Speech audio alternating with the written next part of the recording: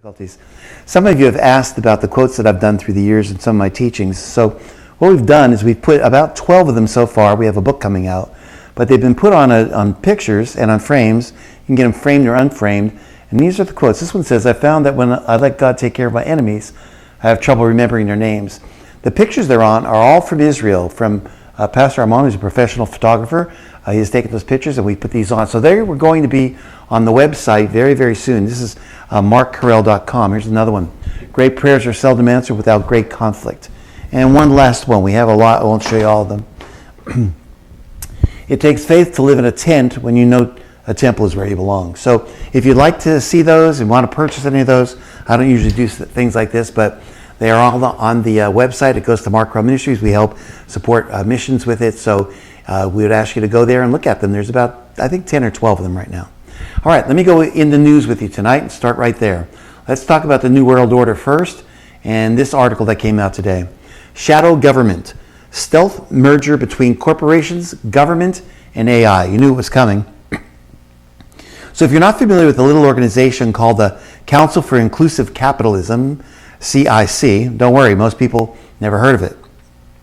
The CIC is essentially everything that conspiracy theorists have been warning us about for years, packaged into a single Orwellian entity, complete with dramatic piano music and a mask of humanitarian philosophy. To centralize most or all major corporations, this is what their motive is, to bring all major corporations together from the globe, have a global influence, and join them with governments into a network that places ideology over profit motives. So what am I talking about? What's it talking about? The big hitters in the world obviously are the big corporations, big pharma, big corporations. They have the money, and believe it or not, they are already in cahoots with the governments around the world. Well, this organization, to put them all together in a one-worldism, you can't get any closer to the one world, to the New World Order than that. The CIC is a physical body representing the action arm of the ESG concept, same concept. It's meant to create incentives and punishments for the businesses would be based on their compliance with the values of globalism and woke socialism, as well as their submission to the climate agenda. You see where it's going. It's the New World Order. It's probably the best overview of the group and their intentions. Diversity and equity and inclusion propaganda is part of it.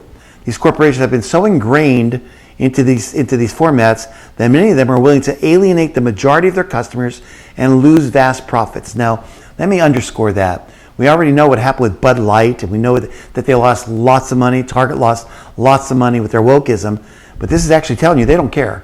They want to be able to be part of this so that they can have that global connection. Well, so why would companies choose to join such an organization if they're going to be constantly micromanaged in their operations? It may not be present to them as a choice, but rather as an inevitable requirement. Those who get in on the ground floor get the best seats at the cabal's table. Those who join late might be crushed under the weight of an oppressive socialistic bureaucracy. So it's a matter of life and death for these corporations. Corporate leaders will be given extensive governance roles after the Great Reset, you've heard of that, of capitalism, which the World Economic Forum discusses so often. Mussolini once defined the meeting of corporate power with government power as the original design for fascism, and it is. The Council for Inclusive Capitalism, CIC, is the living, breathing expression of that authoritarian seed. Now, AI, much like climate change, is quickly becoming yet another fabricated excuse for global centralization. The CIC, along with the institutions like the World Economic Forum and the UN, have been asserting for the past few years that someone, quote unquote, needs to step in to moderate AI so that no single government abuses its ability and apparent unlimited power. So, these people hate the notion of free markets. They hate capitalism. You can't have free markets and socialism within the same country. And to be clear, the system we have in the US today is not a free market system. It is former free market systems slowly undermined over time. The CIC and the Great Reset agenda are nothing more than tools to entrench corporate and elitist power forever. They get to decide which companies thrive or which companies die. They get to decide the social values of the next century. And a lot of times, the bigger question that the globalists don't want us to ask is, what makes them qualified to determine the common good? Why is it assumed that they should be the arbitrators of everything? The globalists will respond to this argument with AI. They'll say that AI is the ultimate objective, and it's the objective mediator because it has no emotional or political loyalties. Yet, AI would be controlled by some entity. When they talk about a someone, this is all pulling the world governments and the world businesses together. It's a powerful organization when you bring them back together. Who will be the one that presides over it? I don't think I have to tell you the answer to that. There will be a leader that will be able to do that. Once he has that in his power, that CIC, he can control the entire world. When we talk about the Antichrist not being able to buy or sell because of a mark, sometimes we only talk about that personally as one person. But imagine if he controls all the corporations and all the governments of the world in one entity. So it's on the horizon, and actually it's here right now. Let's go on a little bit further and tell you a little bit about Israel. I've been asked for the last couple months, well actually since October 6th, about what war this is. There's a lot of people out there teaching that what's happening in the Middle East right now is the Gog-Magog war, Ezekiel 38-39. It is not. Ezekiel 38-39 has to have a lot more things happen for it to be the Gog and Magog war. But it might possibly be part of the Psalm 83 war. The map that I'm showing you there are the nations mentioned as a coalition in Psalm 83 that will come against Israel. They will be defeated, as Psalm 83 says, but they will say that they want to push Israel into the sea and make her no more. That says it right in Psalm 83. Those Old Testament nations are on this map. The descendants of Lot, Gebal and Tyre. Let me stop there. That's Lebanon today. The Hagarites is Syria today. And Assyria is also Iran. And so you see Amalek and Philistia. Philistia, even though the Philistines aren't the same as the Palestinians, it is the same area. And so you have the Ishmaelites, and you have Ammon, Edom, and Moab. That is the nation of Jordan. So today, if you want to find out what's going on, we have a lot of aggressive Arab terrorist organizations in these nations going against Israel right now. But the one that's missing from the Psalm 83 is Jordan. Now, if you start seeing some activity in Jordan, then know for sure that Psalm 83 is here. The next war after that will be the war of Gog and Magog, Ezekiel 38-39. The Psalm 83 war, I believe, will happen before the rapture. The Gog-Magog war may happen right before the rapture or right after it. So when we talk about end times, we are on the brink of something happening very, very big. It's already there. We'll go a little bit more with Israel. This one says, Israel's position for the next phase of conflict is strong. The Gaza Health Ministry, an organ of Hamas, accuses Israel of killing over 10,000 people, mostly children, and destroying tens of thousands of buildings since the beginning of the war. Gaza Health Ministry stats are absolutely unreliable. They're unverifiable, and they do not distinguish between militants and civilians. Israel currently controls as much as a third of the Strip and was beginning its move towards the south, where many of Hamas's senior leadership are now believed to be operating. But Hamas needed a pause. Of course, America's been pushing for it. They've been taking a severe beating and desperately needed a pause in the fighting. Enter the hostages. With its terror militia on the run and its rocket supply rapidly dwindling, Hamas used its collateral, the hostages. It took just for such a purpose to convince Israel to halt its momentum. And of course, America didn't help that at all. For Israel, the terms represent a high-stake risks-reward scenario. The rewards are obvious and immediately tangible. Get the hostages back. The entirety of Israel's society wants the hostages home. Yet the risks are also profound. The pause provides a terror group on the run a desperately needed opportunity to regroup, rearm, and redeploy. They're not going away. They'll continue to come back, potentially placing IDF soldiers at greater risk when fighting resumes. The prisoners Israel released back into society at a 3-to-1 ratio, by the way, are terrorists, many convicted of attempted murder, like prisoners released in the unconscionable 1,000-to-1 trade in 2011 to recover kidnapped IDF soldier Gilad Shalit. Hamas terror mastermind Yahya Sinwar was one of those released in the Shalit deal. Sinwar was treated and had his life saved in an Israeli hospital in 2007 after suffering from a life-threatening neurological symptom. And nobody can predict what the current trade might mean for the safety of hostages remaining in captivity after the initial deal. First, the IDF is one of the world's strongest militaries. It's absolutely destroying, obliterating Hamas with only a portion of its military might. Israel and Hamas both understand very well that a 4-day pause or a 5-day pause or a 10-day pause does little to change Israel's overall strategic advantage on the battlefield, even if Hamas manages to regroup and rearm. Second, in placing such a high value on retrieving its hostages, Israel has once again demonstrated its moral superiority. While Hamas values martyrdom and a culture of death, Israel values life, and it will risk life and limb to save just one of its own.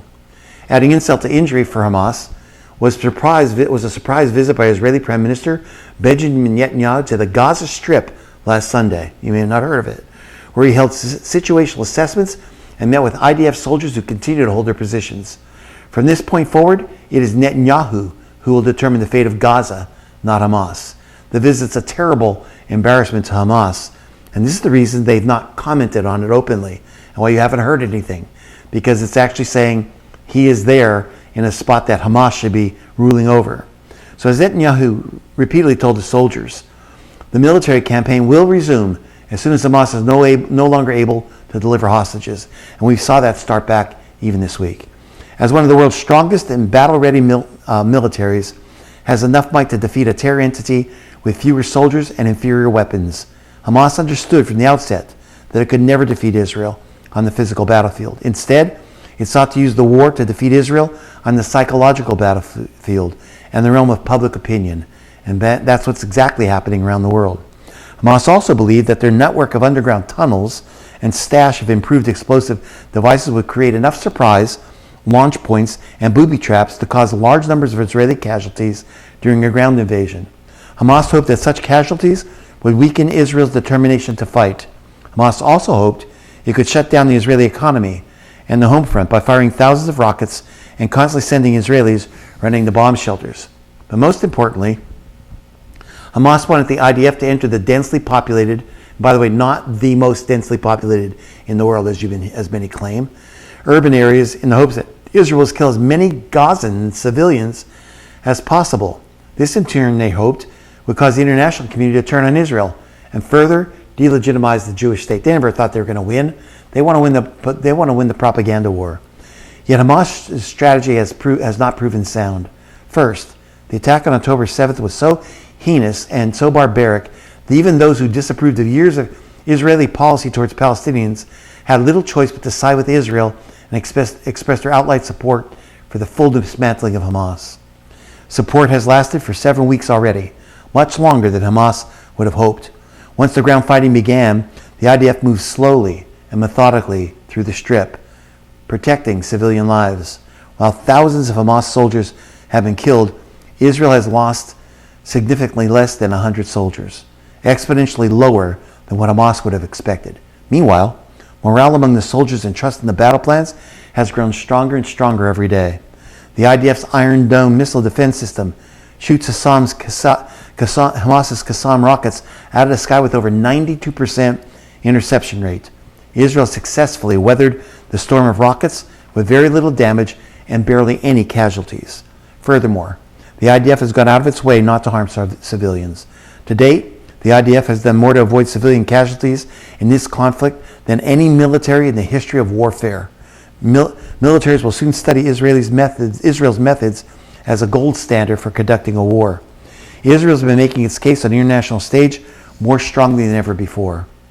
More than 1 million Gazans have been displaced and currently sit near the Egyptian border, which Israel is pushing Egypt to open.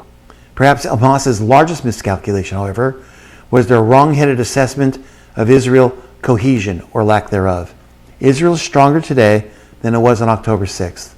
The severity of the IDF's response to Gaza is obvious to Iran and its other terror proxies. As such, Hamas has, not to date, received the support it may have expected from its fellow Iranian proxy, Hezbollah, in southern Lebanon.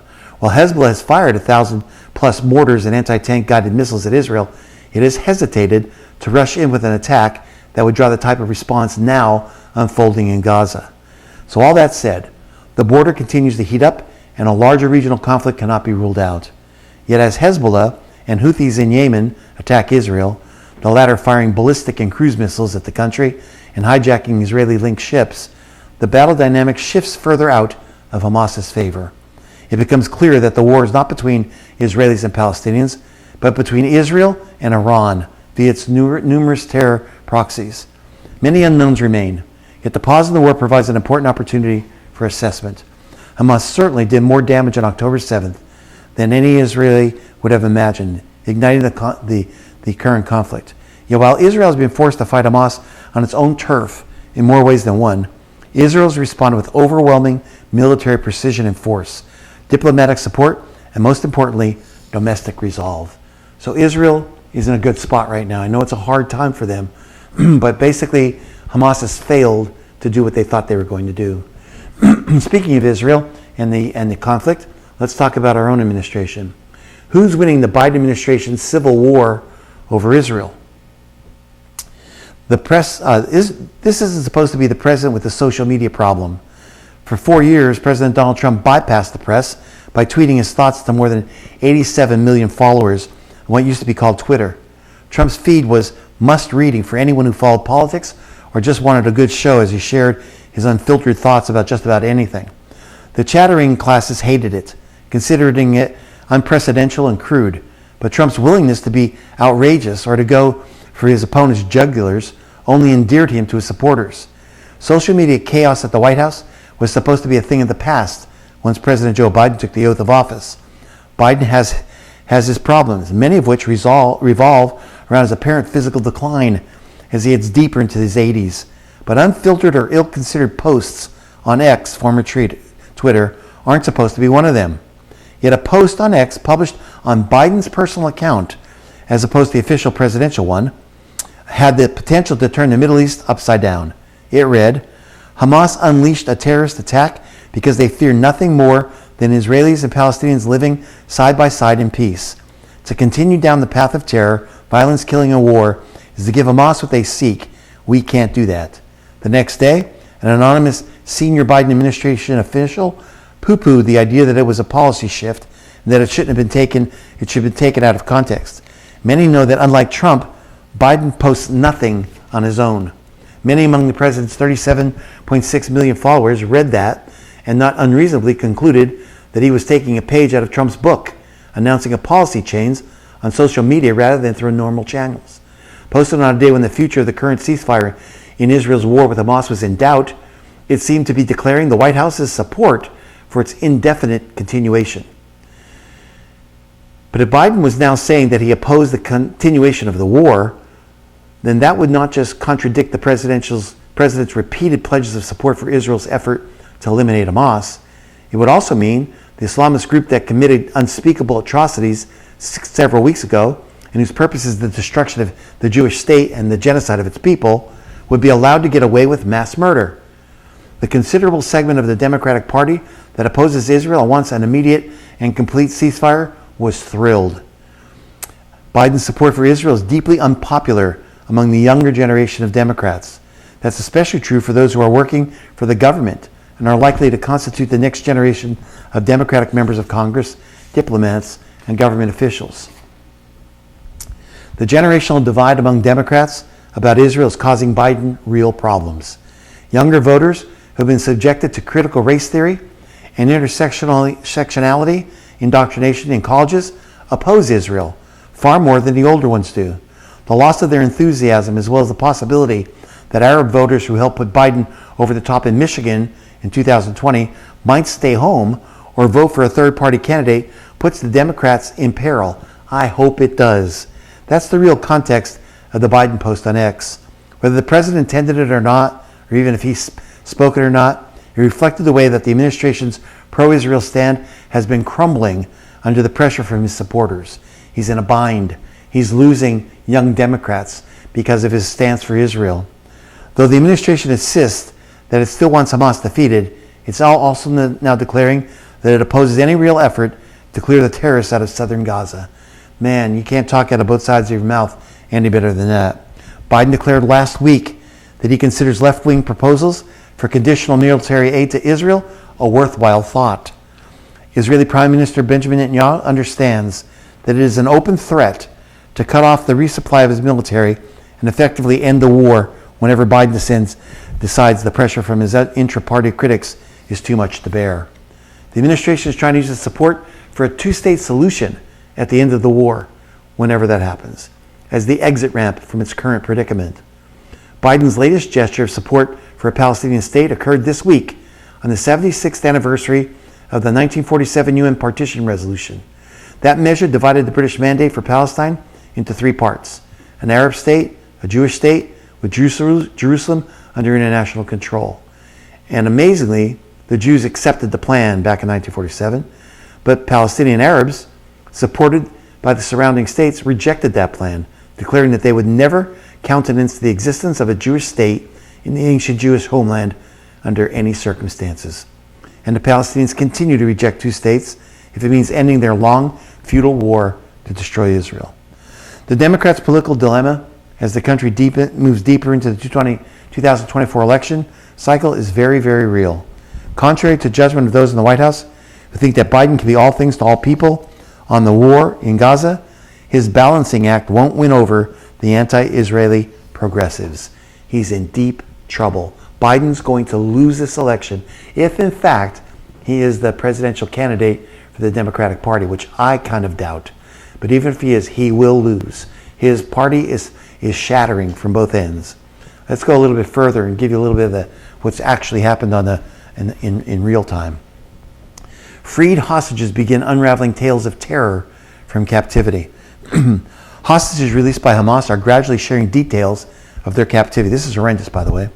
Hila Rotem Shoshani, taken at 12 years old, described intermittent food shortages during her 7 weeks in captivity. Karen Munder and her son, Ohad, abducted from kibbutz near Oz, experienced weight loss and slept on benches. Ruthie Munder, the first to personally recount her ordeal, described initial decent conditions, and she said they quickly deteriorated, leading to sleeping on plastic chairs. Some hostages, like Adina Moshe, had to adjust to sunlight after being kept in darkness. Itan Yahalomi, a 12-year-old boy held hostage by Hamas, was forced to watch footage of the group's brutal October 7th attacks, in which they raped and slaughtered some of his family. Yahalomi's aunt reported that upon arriving in Gaza, residents beat him, and Hamas terrorists threatened to shoot abducted children when they cried. After enduring over 50 days of captivity by Hamas, Jimmy Pachenko recounts his harrowing experience as a Hamas hostage. He witnesses employers' merciless killing, survived on animal food, resorted to eating moist toilet paper, and faced grueling tasks.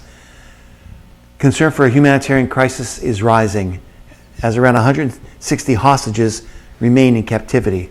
Some, we know, are dead, with approximately 100 being Israeli civilians, including soldiers kidnapped from Israel.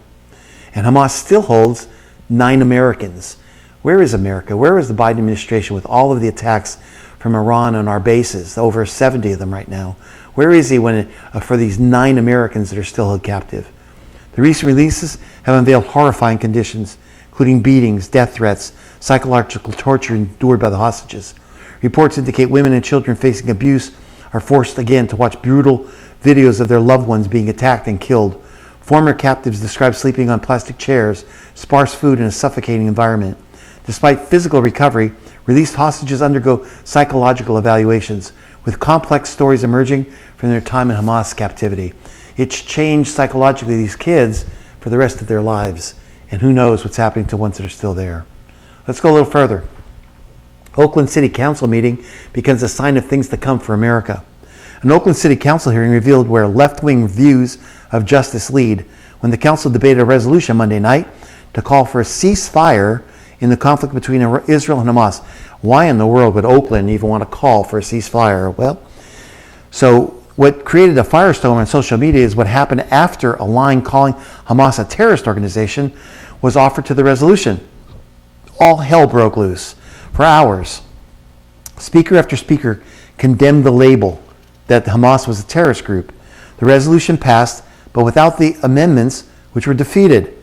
Unfiltered left-wing politics. The notion that this was a massacre of Jews is a fabricated narrative, I'm quoting. Many of those killed on October 7th, including children, were killed by the IDF, said one woman, referring to the Israeli Defense Forces. Another speaker said that condemning Hamas is the product of old white supremacists. Generation Z leftists showed up in force. A young woman wearing a face mask said that, quote, calling Hamas a terrorist organization is ridiculous, racist, and plays into genocidal propaganda that is flooding our media, and we should be doing everything possible to combat that. These people don't have brains, and they don't know history, and they have no understanding of what's going on in the Middle East. Another young woman, also wearing a mask, you got to ask yourself why, said, quote, "I support the right of the Palestinians to resist occupation. They are not being occupied, haven't been occupied since 2006. And she says, including through Hamas, the armed wing of the unified Palestinian resistance." What are they resisting? They're resisting themselves. They're self-ruling. While the Oakland City Council devotes time to worthless virtue signaling and giving an extended sounding board to pro-Hamas leftists, the city faces acute problems. Crime and homelessness are out of control.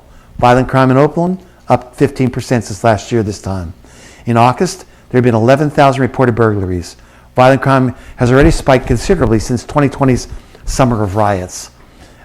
Boats and properties in Oakland harbors are frequently raided. Wealthier neighborhoods are now bringing private security to deal with robberies and break-ins. It's a true progressive paradise, isn't it? Oakland has become a laughingstock. Oakland is an example of how even the most pristine pieces of real estate can be ruined by ideology and an inversion of justice. Former Hamas terrorist chief Khaled Mashal said on Saudi television recently that wiping out Israel is entirely justified. Hence, you can see how natural the alliance among Hamas, Islamists, and the far left really is. Let me say it again. Hamas, Islamists, and the far left are all in the same container. They're all the same thing.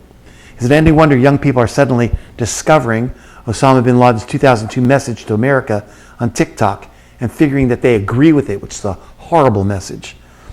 Old guard Democrats won't be able to starve off this rebellion for so long. What happened in Oakland won't stay in Oakland.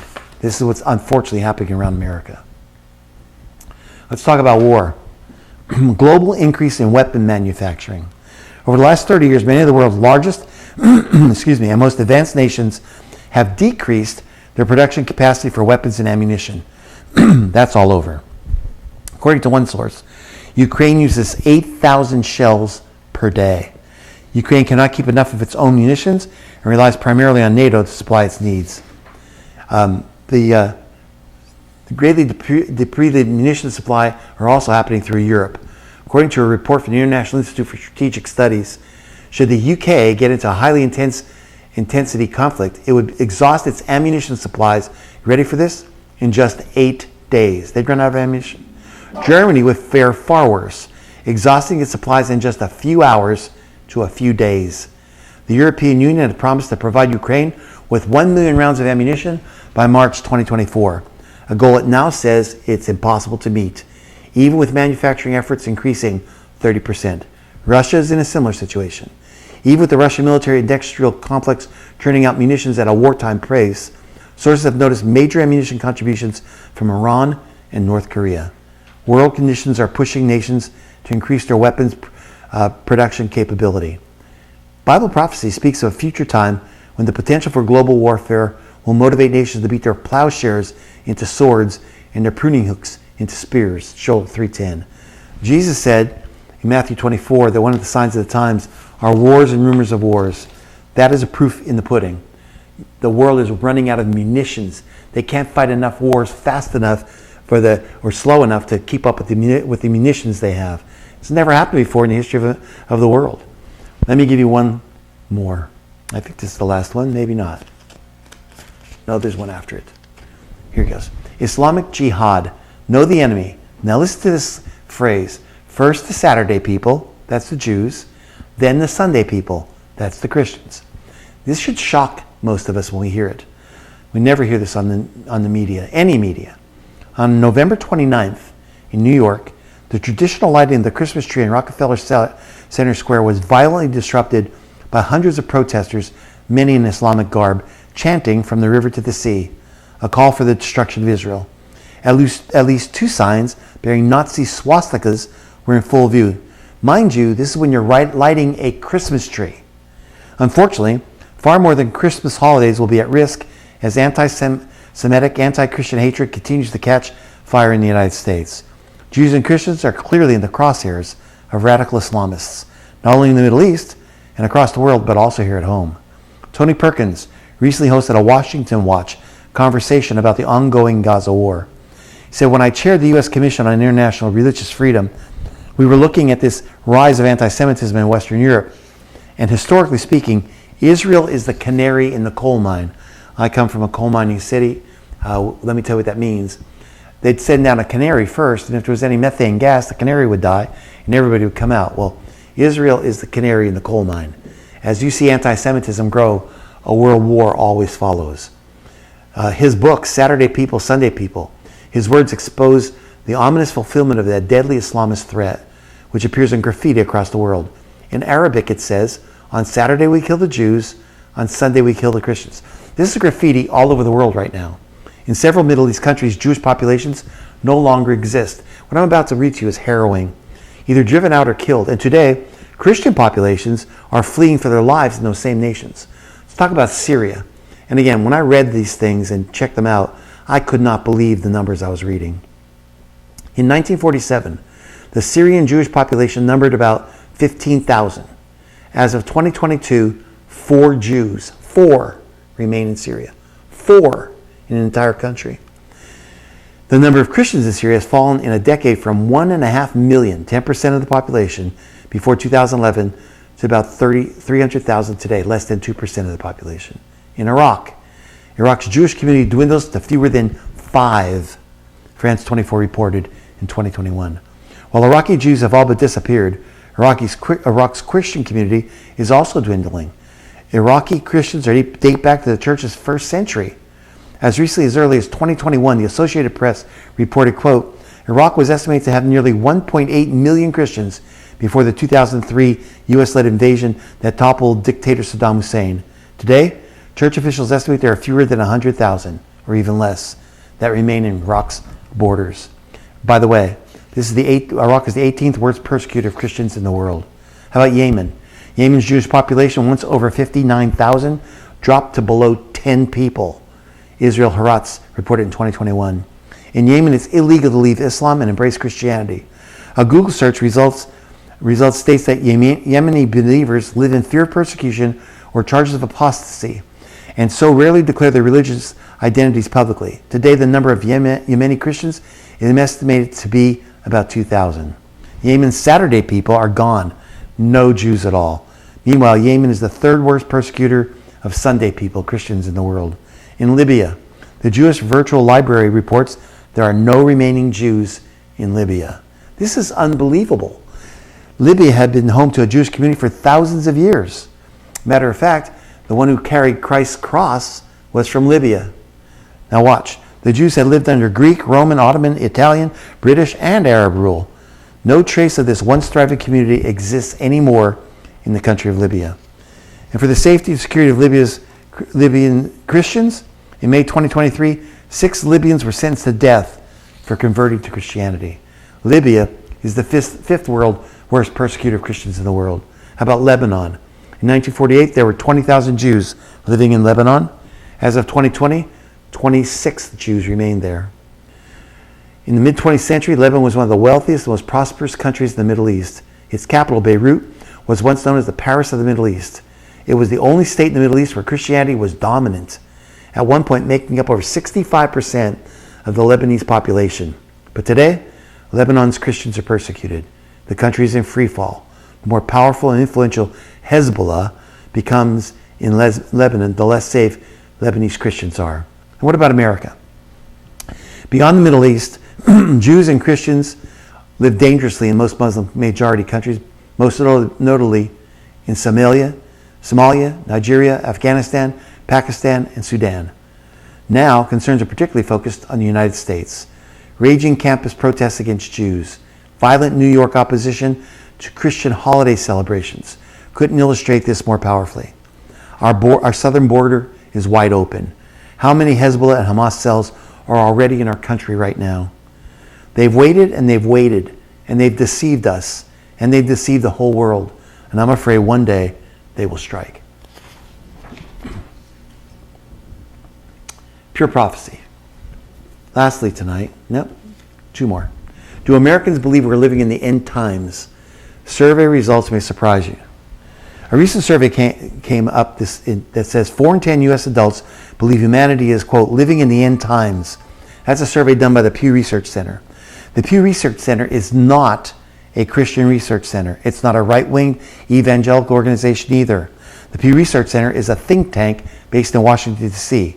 They conduct public opinion polls, demographic research, and surveys on various topics such as social issues and public beliefs and habits. The Pew Research Center did not start out wondering if Americans believed in the end times or that they were living in the end times. This research was due to the result of a prior survey and a completely different subject. In April of 2022, the Pew Research conducted a survey to find out how concerned Americans were or are about climate change. In gathering those results, they found that many Americans expressed little or no concern for climate change. And the interesting nugget is why they felt that way. Again, why was there such a lack of concern about climate change? Well, they did a survey.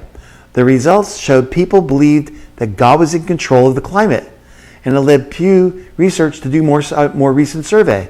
So the follow-up survey revealed that in the United States, 39% of adults, or 4 out of 10, say they believe, quote, we are living in the end times. Interestingly, Christians are divided on this question. With 47% saying they're living in the end times, 49% saying we're not. However, 29%, or 3 in 10 people from non-Christian religions, Jews, Muslims, Buddhists, Hindus, and 23% of those with no religious affiliation say we are living in the end times. There are more people that don't have a religion saying they're living in the end times than there are Christians saying that. The survey also explored America's views on about a fundamental foundation of Christianity, the belief that Jesus will return to earth, meaning his second coming. When asked if Jesus will return to earth someday, more than half of all U.S. adults said, 55% said yes. The survey also asked about other eschatological beliefs held by the average American adult. People were asked if they thought Jesus would return after a worsening of global conditions, which is consistent with a premillennial view, Jesus coming back before the millennium, or if Jesus would return after an improvement in conditions consistent with a post-millennial view. The church is going to make the world a great place, and then Christ is going to come back. This survey revealed premillennial view, an imminent rapture, is far more prevalent than a postmillennial view by a 20% margin. The postmillennial view, that's also called Kingdom Now, by the way, believes the world will improve and the 1,000-year millennium will happen prior to Jesus' return. So how's that working out for them? The amillennial view believes the 1,000-year millennium is already happening and is more of a spiritual time frame, not a literal 1,000-year period. Again, the premillennial view believes the return of Christ will usher in his 1,000-year reign. The rapture will happen first. It's often connected with circumstances in the world worsening until his second coming. That's what I believe. Pew Research classified anyone as premillennial if they say the world situation will worsen and then Jesus will return. And again, those polled overwhelmingly by 30% margin agreed with a premillennial belief. So what do evangelical pastors believe? Thankfully, Lifeway Research, a Christian organization, surveyed 1,000 evangelical pastors about their views on the return of Christ, about biblical prophecy and the end times. Here's some results. 64% say their church does not require staff to hold specific end time beliefs. That's pathetic. 60% say that premillennialism best represents their views on the millennium. That's good. Just 57% say their current views on the end times match most of their congregations. In other words, it's not through the whole congregation. 24% their congregation does not have a consensus view of the end times. 14% said their congregation holds a different end time view than they do. 30% said preaching end time prophecies from the book of Revelation is not important. Did you hear that? 10% said that spending time studying eschatology is not important. 40% believe that the Christian church has fulfilled or replaced the nation of Israel in God's plan. That's replacement theology. And that is coming up right now through Generation X and Christian Generation X. By the way, it's a false teaching. 56% expect Jesus to return in their lifetime. That's good. Only 23% say they've traveled to Israel. 77% said they have not. 24% say they speak to their church about end-time prophecy at least once a year. So do you know what you believe? Now is an excellent time to get educated about what the Bible says about the end times and the days in which we live. I'm going to promote myself here in one of my teachings. My Revelation Revealed preaching is something you really need to listen to. It's on CDs, DVDs, Facebook, YouTube, as well as messages that I preach that have what to do if you've been left behind. So you can order those, you can look at them. The YouTube, Facebook, all those is free. I suggest that you do that, especially in the times we live right now. Lastly, and this one, growing up as a former Catholic, I cannot believe this one. Catholic Women's College to accept men who identify as women.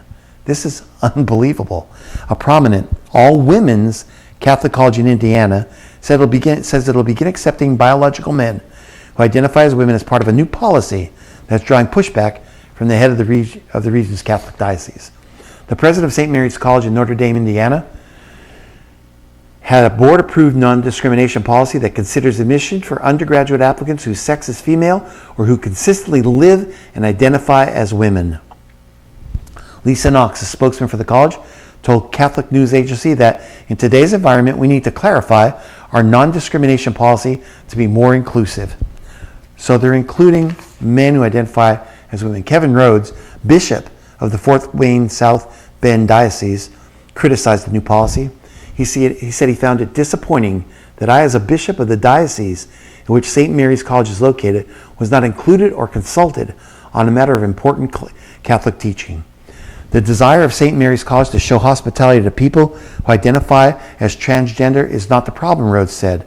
The problem is a Catholic women's college embracing a definition of a woman that is not Catholic nor biblical. Well, at least someone in the Catholic Church is standing up for it. That's in the news for this week. I'm going to go.